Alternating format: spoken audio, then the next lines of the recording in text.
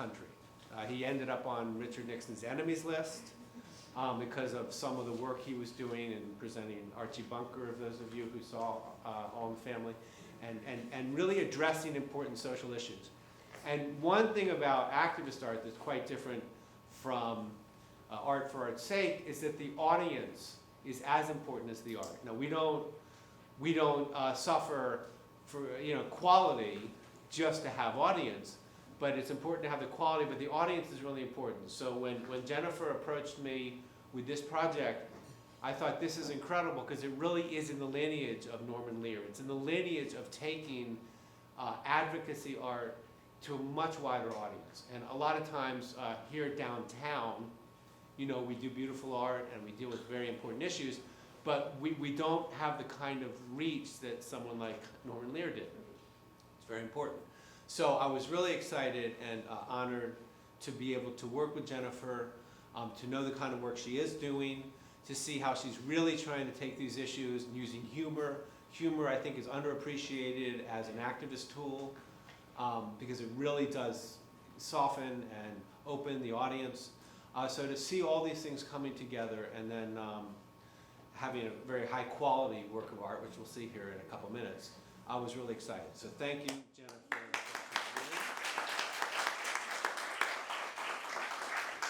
We will have a panel about the ideas after the show, and I believe there's also there's cupcakes over here, delicious, vegan, non-allergenic, hypoallergenic cupcakes. If they kill you, sign a release before you die. Made by, who's our cupcake maker? And what's the name? Love Sweets. Love Sweets. Love Sweets is providing us with cupcakes. And we also have a fun game of misogynist bingo for all you misogynists out there. So without further ado, Stan Jung is going to introduce, it's kind of, we're hitting on all notes here today. Stan will come up and tell us about misogynist bingo. Thank you very much. Quite simple, just bring out your phone, bring up your camera, scan the QR code, I'll get out the way for everyone. And that should lead you to your bingo card. Move forward. I want to thank the International Human Rights Festival for sponsoring this, and Film Lab, who produced the pilot that you just saw. Wonderful. Thank you so much. Beacon Press, I'd like to thank for donating a pre-publication copy of The Wrong Kind of Woman, which we're going to be awarding after the panel. And to the Gina Davis Institute for some stats I'm about to hit you with, and which our panel can delve into more detail. So, the Gina Davis stats, first thing I'm going to talk about, but I want to start before that by pointing out, and 164 white male directors will be hired for every one female director of color. 2, for extremely high and specific beauty standards to a far greater degree than for men. White women are most frequently portrayed as objects of the so-called male gaze in a very sexualized manner by mainstream media. Women of color, frequently left out altogether. He is the Deputy Commissioner for Community Relations at the NYC Commission on Human Rights. Tamar Lopez. Tamar? Come on up. Come on down. Tamar is a grassroots activist and film festival organizer and a supporting actor in the event you just saw. Is it Ramya or Ramya? Ramya Sekaran? Sekaran, thank you. A lawyer at the National Women's Law Center. The problem is we get an audience that is already on our side, as opposed to being able to reach a really wide audience, which is what we wanted to do. And then just from a sort of both acting and producing perspective, perspective is power in the entertainment business. And I don't think we can really understate the power that entertainment media, especially American entertainment media, has. I think that's our biggest export right now. And the lens through which we show our entertainment media, or when we do appear, we're what I call one of the 3 S's. We're silent, we're subservient, or we're super sexy. And that can be really problematic if those are the only ways you see us, as opposed to multifaceted human beings. And then last but not least, with respect to, and Cheryl and I particularly talked about this a lot, we wanted to talk about, because there's a lot of so all women, regardless of color, all women experience gender bias. But women of color, we experience it a little differently based on our color. So for example, black women are the most often in corporate America to be considered, people think they're diversity hires. They have to prove their qualifications, prove their competence over and over and over ad nauseum. Asian American women, on the other hand, they're assumed intelligent, they're hired quickly, but they're the last of all racial groups to be promoted because nobody wants them in charge. And then they're also the most likely to be physically, sexually harassed at the office, probably because we're considered so docile. And then Latinas, interestingly, are the most likely to be excluded from boardroom meetings, corporate events. You saw kind of some of that stuff when Cheryl wrote the Bob scene. But so we really wanted to talk about how, gender bias affects everybody, but how it also affects us differently, and how we can all kind of work together to combat that. Great. Cheryl, I love the script. I read all the male characters with some iteration of Bob, and there's actually a joke in a later episode about how I think the Deborah character says, like, I don't like remembering names. You think I joined a firm where all the guys have the same name by accident? And all the Bobs are different types. Yeah. And he's like the smooth sort of like very flirtatious kind of like, oh, but it's all a joke sort of character. Like Bobby Simons is the asshole blowhard, who actually I think we're gonna have him like be one of those like soft squishy middle kind of guys later on. He's just like deflates when you poke him. R is very kind of like millennial, like ideally non-gender specific, but just like he's not going to do anything to help anybody. And Rob is like the guy who's I'm for women, I'm really supportive, and behind closed doors he's laughing at the same jokes everybody else is. So like all these different types of like negative male behavior, but they all. Essentially, later on, you'll see that they all are human as everybody else is, but we're just trying to show you different ways in which people can misbehave. And we are tasked with upholding the city's human rights law, which is an anti-discrimination law. And so what we want to do is we want to make sure that people, no matter how they identify, are not being treated less well because of who they are. And when you look at other municipalities, we have the most robust and most protective law because we have 26 protected classes. When you look at the last 5 years, the law has been amended over 28 times because we want to make sure that all New Yorkers feel represented and all New Yorkers can be protected. As it pertains to what we saw today, we actually, a couple of years ago, the New York City Council passed the Stop Sexual Harassment Act. And our agency is responsible for upholding that act. And so what takes place is in the workplace, we're saying that sexual harassment is not welcome, sexual harassment is not appropriate, and we will come after you if you are sexually harassing your employees, regardless of gender. Another thing that's very important for us is we have a unit in our law enforcement bureau. We have a couple of bureaus. Our law enforcement bureau, which is in charge of litigating, investigating any cases that may come to our agency. Our community relations bureau, which I head up, which is in charge of educating New Yorkers about their rights, and we do different programming across the city that lets people know what's going on. When something like this happens, when someone believes that they are being sexually harassed in the workplace, they can come to us. We can investigate it. We ask people to document as much as you can. If you spoke to anyone in your workplace about it, which is something good to do, we'll speak to them. For us, the employer is 100% liable once management, anyone in management position, knows about the sexual harassment, and if someone in management is participating in the sexual harassment. And what the sexual harassment looks like. In the workplace for us, it could be a picture that's inappropriate. It could be, someone making what they believe is a joke. We don't believe it's a joke. It could be, and this is gonna sound to some people astonishing, it could be the places of a meeting. For example, you could say, hey, we're gonna meet and we're gonna go to this strip club to meet. And some people, when we say it, like, that seems pretty extreme. When we say it, we're saying it because these are things that people have come to us and said, this is what happens sometimes in the workplace. And so we wanna make sure that folks know that you should not feel uncomfortable, you should not feel like you are in a hostile work environment because of your gender or for any type of gender-based harassment. And when we start talking about sexual harassment in the context of our law, the City Human Rights Law, we look at it particularly as gender-based harassment. And we have a unit called the Gender-Based Harassment Unit that's in charge of looking at all of these types of cases. I also want to say, I know we're talking about sexual harassment, but we also spoke about in the stats the fact that there are less women perhaps that are in certain positions, or we know that women make less on the dollar than their men counterparts. And so for us, salary history is something that employers cannot, or potential employers cannot ask about your salary history, because we know that that has a negative impact on women and on people of color specifically. And so we have a lot of different protections, and I'm sure that we'll be going into some of them later on as we delve into the conversation.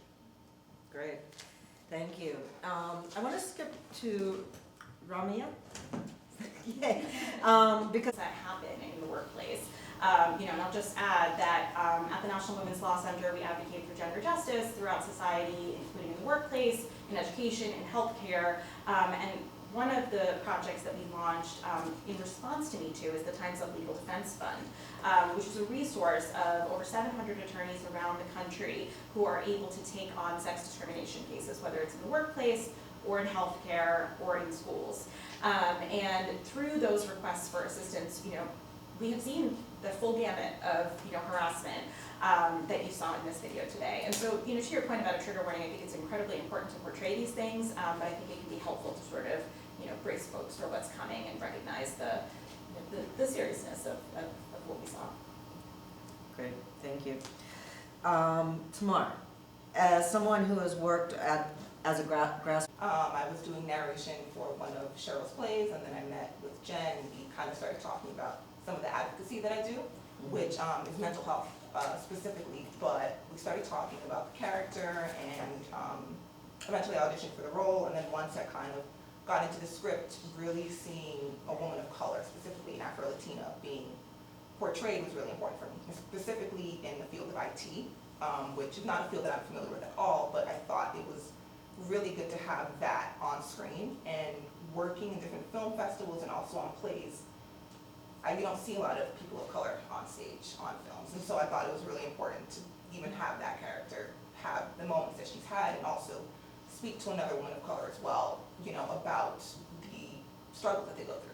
So I thought that was really important, and that's one of the reasons why I got involved. Yeah, a wonderful portrayal. Thank you. Cheryl, I heard life imitated art a bit too much in pre-production. Because what we did as a part of our writer's room was I asked everybody to mention an incident of sexual harassment that they had happened to themselves or that they had seen, because I figured everybody in the workplace and in life has seen some encounter like that. So we went all around the table, and everybody's essentially bared either some sort of secret, or they mentioned something that happened to them or to a friend of theirs or whatever. And the last person was a now former staffer. Said, well, that was a great group therapy session. So now can we just really get back to working on the show? And it was just really like a dagger to the openness of the room. Because that's one of the key things in a writer's room, you want people to be able to feel welcome to share their experiences, because writers, I think the phrase somebody uses, we strip mine our lives. And we strip mine other people's lives to come up with experiences to make things look real on camera and on stage. And if somebody doesn't feel like they can expose something that's important or something that's happened to them in that kind of setup, then you're not going to get the quality work, you're not going to get the real work. So essentially it was like the guy shutting the girls down, which happens so very often. I hate to hear that. Cultural issues we face, we're like, oh, it has a lady director and a lady writer, a lady star, so that's for the ladies over there. It's like, wait a second, so that one with the male director and the male star, should only the boys be watching that? No, that's Universal. Oh, right, Universal, I forgot, of course. But you know, the way that we see our content is, this is the way we tell our story about who we are, right? And if the only way we see our story being told is through the perspective of a white man, and we should have content that is from the perspective of white men. They are a big part of our society, but so are we. And so we need to have content from everybody's perspective, or else, and this is actually something in the book that's going to get given away, but one of the things the author talks about a lot is that until we see a significant amount of mainstream content that is from a female perspective, we will never be able to see ourselves, each other, or the world through anything but a white man's eyes. And that's a problem. It's a huge problem. I mean, the Golden Globes is a great example of it on the bigger scale. Again, Frank.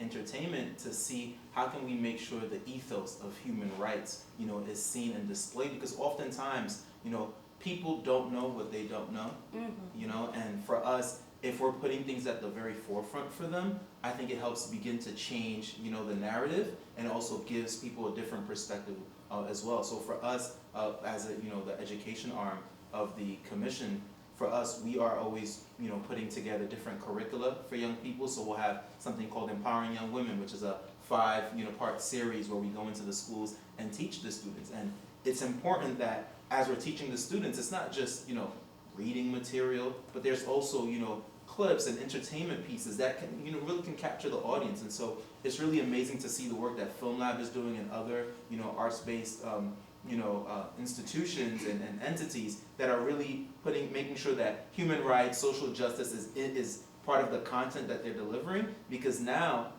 you know, that young Muslim woman, you know, young Muslim girl, or, you know, that Afro-Latinx individual can see themselves and can say, oh, that's me. You know, I can do this. I can be this person. I can be, you know, the Asian American Olivia Pope. You know, I can be this. And because they see that. They see that they are in the boardrooms now. They see that they are, you know, the doctors and the dentists. They see that they are the professors or the heads of the departments in the universities. They see these things. And so it's important for us to do that. You know, the law is one part of it, but we think that all facets of society need to make sure that we are moving in a direction where we are truly embracing one another and empowering one another. And I think that entertainment definitely has a huge part in doing that. Because if we don't see ourselves, you know, on the screen or, you know, in the ads, then for us, we seem like we're still in the background, we're still in the shadows. It's important to, you know, shine a light on all communities. And so thank you very much for Film Lab and the work that you're doing and making sure that happens. Yeah, if I could just quickly jump on that, just jumping off of what Frank said, which I think is so good, and particularly rural parts of the country get to see, it's the only exposure to seeing people of color, and so when they, and women of color, and so when they see us in caricatured or stereotyped roles over and over and over and over again, it creates a perception that that is reality, and they then act accordingly, and that's very dangerous. It's not just nationally, but internationally. My parents traveled internationally, and my dad would. No, I work for IBM. But it's like, again, it's international. It's like how people see you is how they perceive you and how they treat you. Yeah. Well, while Frank was talking, I just had the image of that photo of the little girl reflected, so that you have an idea of what you can become. And that's kind of the idea with, like, when sometimes people will say American, and when they say that, they mean white person. Yeah. About, you know, I was talking about this with my husband who's from Mississippi, but a lot of times when people say, in the South, Southern people, and they immediately assume all Southern people are white. There's a lot of non-white Southern people. You know, but these assumptions that we have based on, a lot of times, just these repetitive images we see in media. Absolutely. Only a few more questions, then we'll open it up. I pointed out earlier the power of film and TV to influence people is significant. There are well-documented studies showing that shows like the one you currently write, Law & Order, has so much influence on jurors, making them turn in innocent verdicts when they really should not, because the real-life prosecutor has failed to shock with some kind of dramatic 11th hour evidentiary reveal, like they see on TV. that most law enforcement agencies from the CIA to the FBI have designated liaisons available to the WGA to try to ensure screenwriters more accurately portray criminal prosecutions. What do you think about that? Sid was along. Forensic nurses who tell you how exams are conducted on sexual assault survivors.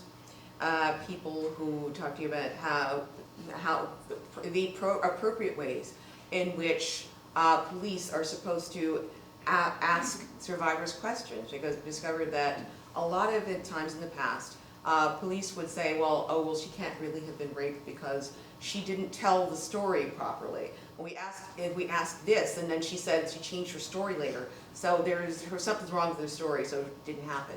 And people discovered subsequently, through analysis and through research, that the mind does not remember trauma in a linear way. And that needs to be reflected in how it's investigated. And we had people come in and talk to us about better ways in which to ask the questions of survivors. And it's things like central memory, like, do you remember smelling anything when this happened? Did you hear anything? And allowing people the opportunity, because the human mind is a strange and fascinating thing, the opportunity to remember things later on. Because again, it's a trauma, and the mind reacts to trauma in a very particular way. Mm-hmm. So it's one of the things that we try to show things in a more realistic way in that way. And this season we actually had a training session with Olivia Benson and the rest of the squad about how better ways in which to investigate, in which to question survivors. Wow. So we recognize the power and the influence, we try to use it for good. And then Rishka Architect has a foundation, Joyful Heart, that works with survivors. So, yeah.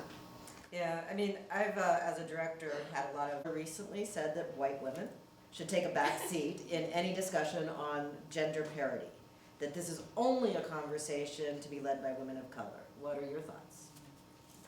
I'll take a stab at that. You know, at the National Women's Law Center, we really strive in our policy work to focus on women of color and their experiences with harassment.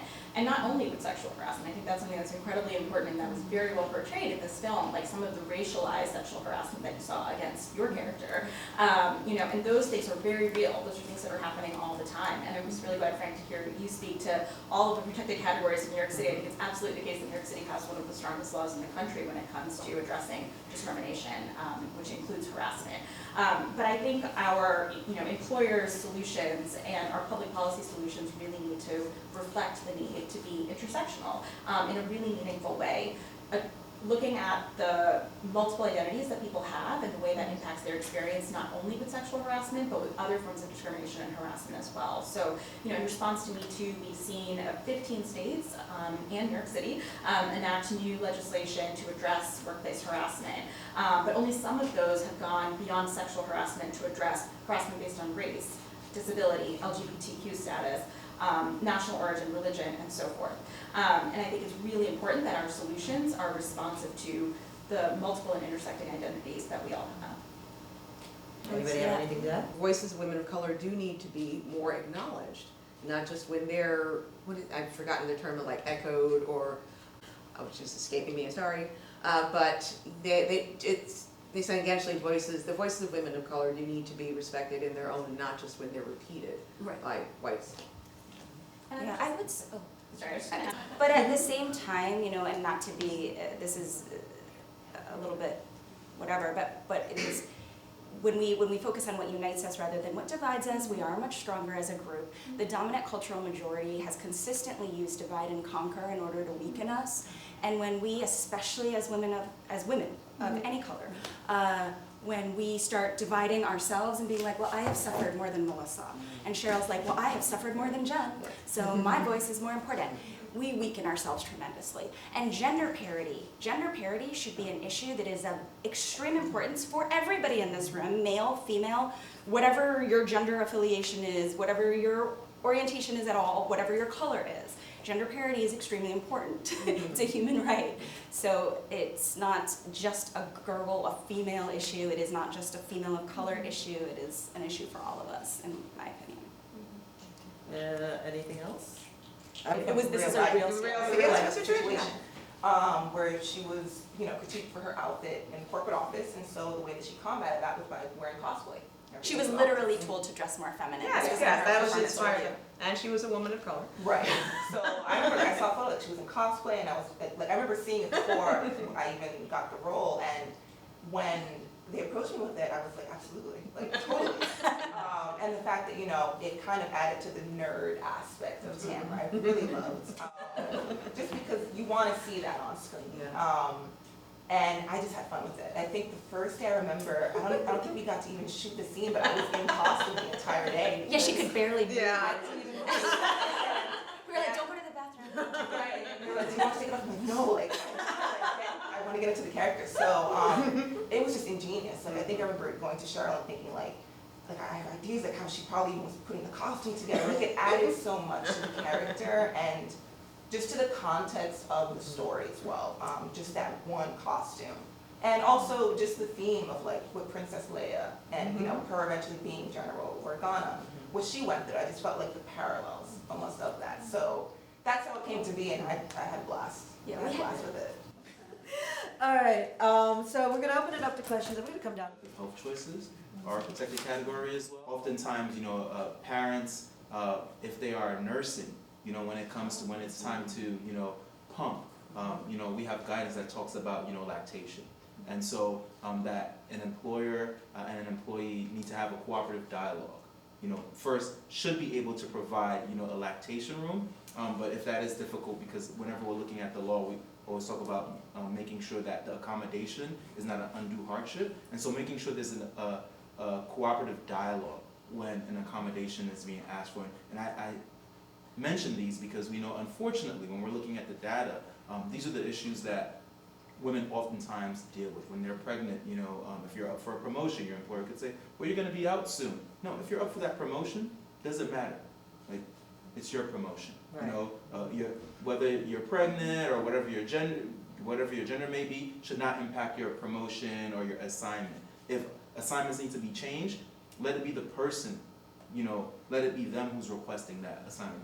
Don't guess for a person on what accommodation or assignment that they want. And so for us, when we're thinking about our law, like I said, the main thing that we want to make sure is that no one is being treated less well than anybody else because of who they are and how they identify. And I'm really thankful for looking at Mirror Mirror, which was able to display this on multiple fronts, because these issues are multi-layered. And so that's something that I think our agency does a really wonderful job in making sure that as we're looking at cases, the victim may want out of it, we also take that into account. What do you want to see come from this situation? People can get fines of up to $250,000, but that may not be what you want. You may just want that apology. You may want the person to go through training. We partner with community-based organizations to make sure that the appropriate training takes place. And so we look at it from a 360 degree,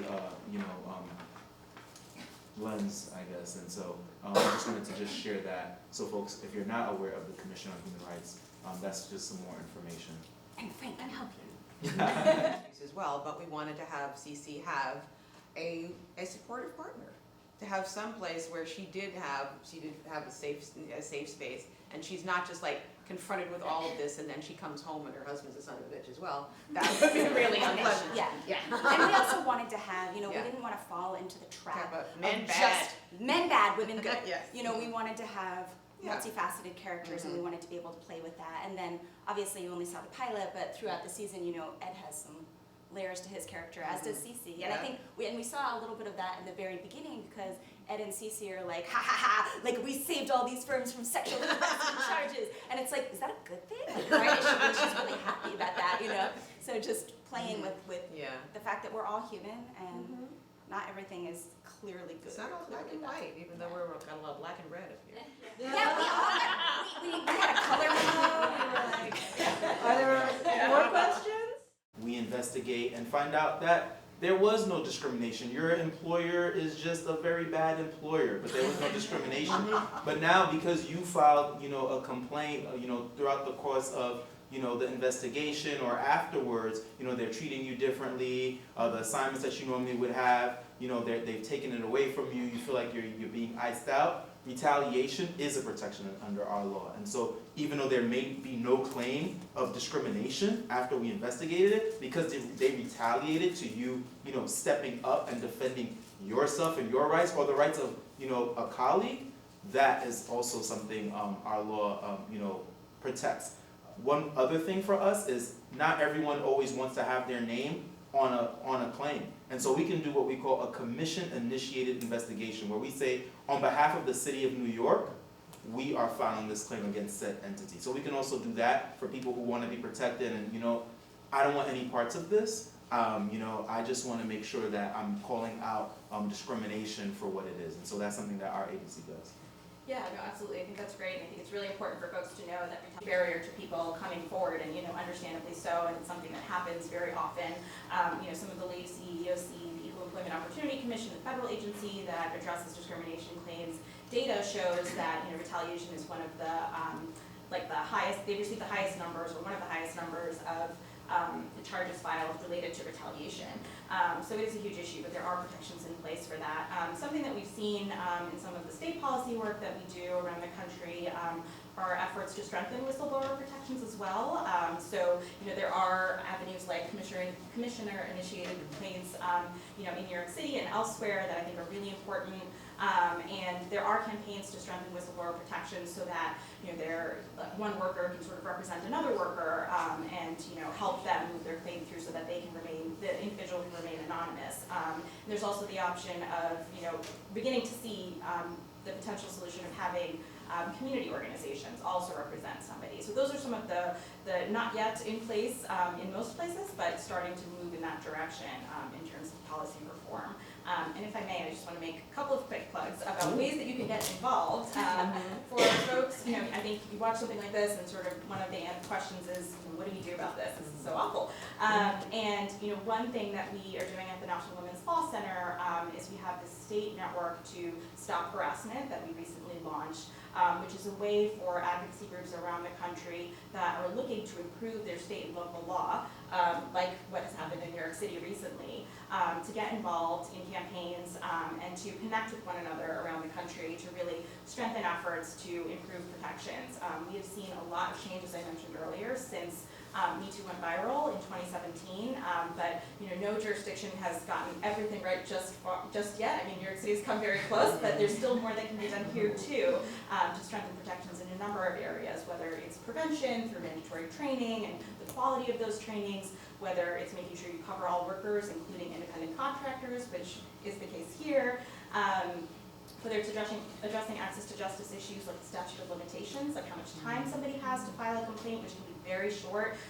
You know, in many jurisdictions it's only 1 year, which is sometimes barely enough time for somebody to know that something has actually happened to them. And addressing transparency as well. You know, that's a huge issue that we saw in the Weinstein case, for example. You know, the use of non-disclosure agreements to silence workers, and that can be something that, you know, really prevents people, quite literally, from coming forward. So if you're interested in getting involved, if you're with an advocacy group, or, you know, you want to just hear more about what we're up to, let me know. Another thing that I wanted to mention is that through the Times Up Legal Defense Fund, like I said, we have 700 lawyers, over 700 lawyers around the country who volunteer to be part of the network. If you are a lawyer and you would like to be involved and volunteer to take workplace sex discrimination cases, there's information about that in the front. Also, if you are somebody who's experienced discrimination, sex discrimination in particular, in the workplace, in school, or in healthcare, and you're looking to be connected with a lawyer, there's information about that as well. We can do that for folks around the country. So please make use of those resources. Here, that type of thing, I definitely have connections when it comes to that. So you can always come up to me and I can give you different ones that I can get off the top of my head. As far as the commission, if you direct message us, you know, those complaints are things that we take as well, and we bring it to the appropriate avenues within our agency. So on social media, you could just go to NYC CHR, and also call 311 or nyc.gov/human-rights, and we'll make sure that someone is in touch with you. So we'd love to see some of you at our events. I think Kathleen gave most people an invitation to our next event, which is a screenplay reading, which should be really fun. It's another comedy, and it's by an award-winning playwright named Velasquez. She's wonderful. So come join us. We're gonna have like delicious wine and something to eat. We really love food at the film festival, so like, come and join us. We'd love to have you. And Speed shot and